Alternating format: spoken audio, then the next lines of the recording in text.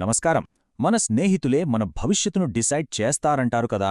ఈ మాటలో ఎంత నిజముందో తెలుసుకోవాలంటే మనం మహాభారతం వైపు చూడాలి. అక్కడ్నుంచి ఓ పవర్ఫుల్ కథని ఈరోజు మనం చూద్దాం. ఈ మాటని ఒక క్షణం ఆలోచించండి. మీ సర్కిల్ మీ ఫ్యూచర్ని డిసైడ్ చేస్తుంది. ఇది అక్షరాల నిజం కదా. మనల్ని ముందుకు నడిపించేది, మనల్ని నిలబెట్టేది అంతా మన చుట్టూ ఉన్నవాళ్లే. అయితే ఈ నిజానికి ఇంతకన్నా మంచి ఉదాహరణ బహుశా ఎక్కడ దొరకదేమో. మహాభారతం మనకు రెండు అద్భుతమైన కాని పూర్తి భిన్నమైన ఫ్రెండ్షిప్స్ గురించి చెప్తుంది. చూడండి, ఒకవైపు కృష్ణుడు అర్జునుడు స్నేహం.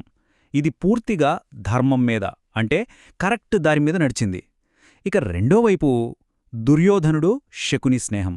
ఇది పూర్తిగా కుతంత్రం, అంటే మోసం, స్వార్థం మీద ఆధారపడింది. మరి ఈ రెండు ఫ్రెండ్షిప్స్ వాళ్ల జీవితాలను ఎలా మార్చాయో తెలుసా? కృష్ణుడితో స్నేహం వల్ల అర్జునుడు మరింత బలవంతుడయ్యాడు. తనకేం కావాలో ఒక క్లారిటీ వచ్చింది.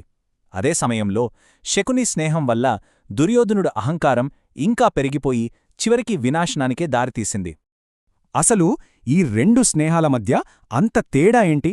ఒకరేమో ఉన్నత స్థాయికి వెళ్లారు, మరొకరు పతనమయ్యారు. ఎందుకు? ఆ తేడాకి కారణం కేవలం 3 విషయాలే. 1 సరైన గైడెన్స్, 2 సరైన వాల్యూస్, 3 సరైన ఉద్దేశం. కృష్ణుడు ఎప్పుడూ అర్జునుడికి సరైన దారి చూపించాడు. కాని శకుని ఏం చేశాడు?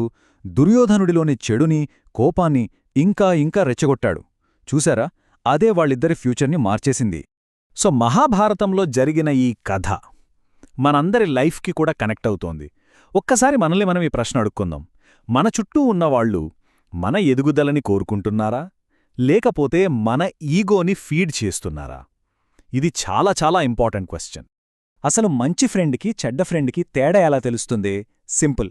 నిజమైన స్నేహితుడు మన తప్పుల్ని సరిదిద్దుతాడు, మన సక్సెస్ని చూసి సెలబ్రేట్ చేసుకుంటాడు, మన క్యారెక్టర్ని కాపాడతాడు.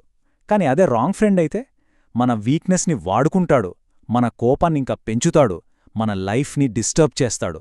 ఈ తేడాని మనం ఖచ్చితంగా గమనించాలి. అందుకే ఫ్రెండ్స్ని ఎంచుకునే విషయంలో చాలా చాలా జాగ్రత్తగా ఉండాలి. ఎందుకంటే ఫ్రెండ్షిప్ అంటే జస్ట్ టైంపాస్ కాదు, కేవలం కంపెనీ ఇవ్వడం కాదు. అది మనకు దారి చూపే ఒక దిశ.